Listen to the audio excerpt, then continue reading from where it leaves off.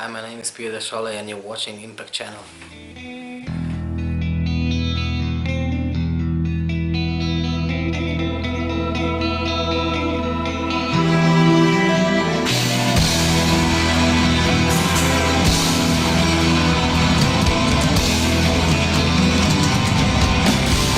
Hi everyone, our guest today is Péter Sallai, also known as Sahsnot from Bornholm. Hi. Greetings. Hi, greetings to you. When did you form the band and what was the first and the main inspiration for you in the beginning? We started the band in 1999 in December, so more than 15 years ago in North Hungary, Szerencs.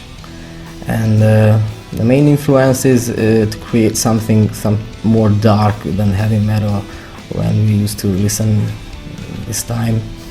And we found that new spiritual ideology in black metal. So that was the path we wanted to walk on.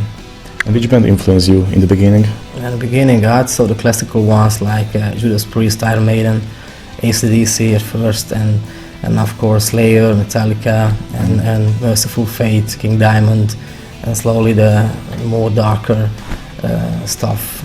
And how would you describe the concept and the essence of Bornholm? It is a kind of pagan black metal, so not that classical black metal, not that satanic thing, influenced by that, but not the same. We wanted to create something unique, so there is no main concept, much more like influences from the northern pagan mythology and eras before Christianity, and a lot of occult pagan or secret societies ideologies. So that's all about Bornholm. What do you consider as the greatest milestones in the band's career? In 2003 we moved to here, to Budapest, and it was much bigger scene at this time. And I remember when we played it first at a big place with Reincarnation and Sudakra, I guess. I don't remember clearly. That was a very big hit to us, to show yourself to a really big audience. There were not so much people at the concert, but for us it was totally different than before. And later when we released our first album, and we could see our first record holding in your hand, so that is a very magic moment. And the third big milestone, I guess, our first tour in 2013 with the album Inexorable Defiance. That was the very first time in our lives that we could go on tour with bands like Exteo and Thirfing and Arcona and such bands. 11 concerts, so that was awesome. And it gives you a big power to continue, and you can see the faces and people who know your music but you never met with them. So it's a strange but very great feeling. Last year we played a mini tour with Thirfing and Skogen, two Swedish bands in Germany, Belgium, France, and it was a second tour. But the Thirfing guys are our old friends and very great persons, and they offered us to join the tour. Of course we said okay, just let's go and do. And it was a very nice 5 days. And there were some lineup changes in the band a few years ago. Could you tell us what happened? Yeah, a lot of lineup changes were. The reason is always different. In the very first time we were only two, with a singer Vlad, who played on the first demo and the first album, and the other musicians were only session musicians. So that was the reason. Right after, so if somebody plays music, can realize that not every person thinking so serious. Personal musical problems, don't have enough time to do, or family problems, or workplace problems, or anything can happen. and so mostly that was a reason. But I guess it's over now. So last year you recorded a new album called Primeval Pantheons. What can we expect on this new record? We started the recordings right after our first tour. So we started in 2014, at the end of 2014. So there is so much energy in the songs, and we didn't spend too much time to write as we did at Inexorable Defiance. So we wrote that album almost 2 years. Now it was a much shorter time, and I guess it's a much better album, much more aggressive and a bit different. So a bit turning back to the old times. Mm-hmm. We worked at the studio like before at Pannonia Studios here in Budapest. Some mixing was made by Victor Scheer, but the mastering was made by Paul Eriksen of Netherlands, a very well-known guy in the scene who worked with Scorpions and a lot of pop music bands in the past from the late 70s. So he's a very well-known guy in the scene, so we feel great honor. Do you have any news on the release date? Yeah, not yet, because we signed only for one record with Moisat, and now we are looking for another label. We had not so much time to make the promotional works and so on because of the tour last year, and even the concerts whole summer and so on. Now we do this with full power, so we want to release it as soon as we can. And what other plans do you have with Bornholm for 2016? Some summer festivals, mostly in Germany, and the most important to release the album, because we can do concerts only we have a new album. Mm-hmm. So without a new album it's almost impossible.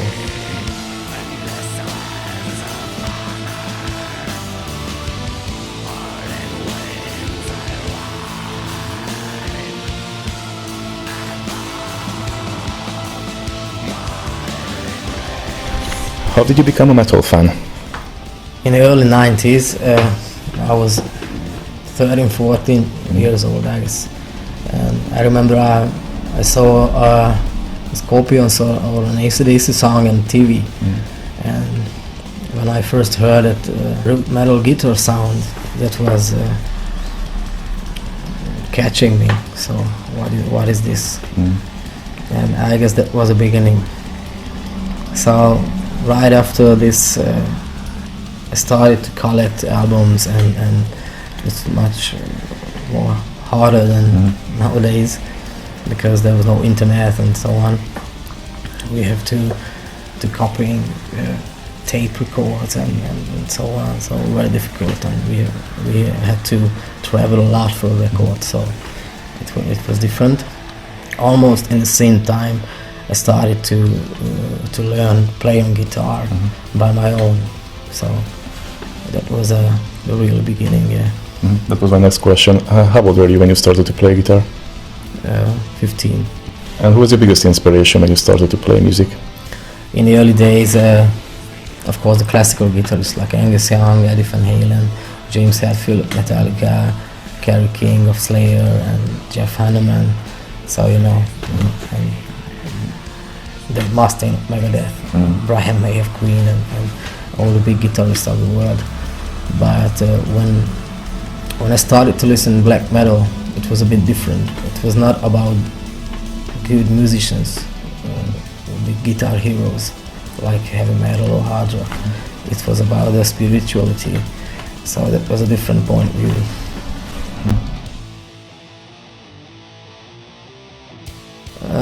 Black metal means, I guess, standing out. Standing out and being alone like a wolf. Not a part of a religion, not a part of a society. You're standing out always. I guess this is black metal. And what was your first concert as a fan and as a musician? I guess in 1995 it was a local band in our town, so that was a very small hard rock band. That was the first concert, but I really enjoyed it because that was the first time I saw a real band to play. Years after I saw Iron Maiden, for example, and Metallica and big bands, so that was a different experience. With Bornholm, it was right in 2000, in late summer. It was full moon, I remember, and everywhere around was a very big storm, but without rain. That was so magical, and it was a little festival in our home city, so that was a good experience. Let's talk about the gear. What guitars and what amplifiers you use? I've got several guitars. In the very first time I used Ibanez and Epiphone stuff when I started to play, but now I use mostly Gibson guitars and Gibson Epiphone guitars, and I have some custom models, and I use Marshall amps, Marshall rack amps. That's all. So I don't like that multi-effect stuff, so I like the tube head and the natural sound. To keep it old school. Yeah. Do you have a favorite writer, philosopher? I'm deeply in occultism. I don't know if he's a philosopher or not. Aleister Crowley and all the medieval occultists from Agrippa von Nettesheim or from the new era, Julius Evola. But that's only philosophy for me. So it's so interesting, but I never take so serious this thing. Just good to read about them. If you could summon a historical person or a mythical creature for a chat, who would you pick and why? That's a hard question. I guess Caligula of Rome, because he was the most craziest emperor ever, but a very interesting personality. So rude and fanatic, but very interesting for me. Last few questions. Please name your 5 favorite albums of all time. Merciful Fate, Don't Brave the Oath, Metallica and Justice for All, Iron Maiden, Number of the Beast, AC/DC, Razor's Edge, Megadeth, Countdown to Extinction. If you could pick the bands for a Bornholm tribute album, who would you pick and why? I hope that will be a bit later than now, but last question. I like the classical bands so much, but of course it's impossible to hear them playing one of our songs. It would be good to hear bands who think very serious what they do, and that's the most important. They have to play from their hearts, and that's all. Any particular band, like Emperor, Rassania, maybe? If it's a fictional question, of course, Emperor, Satyricon, Mayhem, and so on. There is our new bass player is the old Tormentor bassist from the classical era of Tormentor, and Attila of Mayhem is a great fan of mine, and maybe it's not possible that we'll play a song together with Attila of Mayhem, for example. What's the meaning of life? To get the knowledge of the world's structure and the place of the soul in the universe, I guess. Do you have a message to your fans? I have only one message, so don't try to be anybody else that who you are. Thank you very much for your time. Yeah, thank you very much.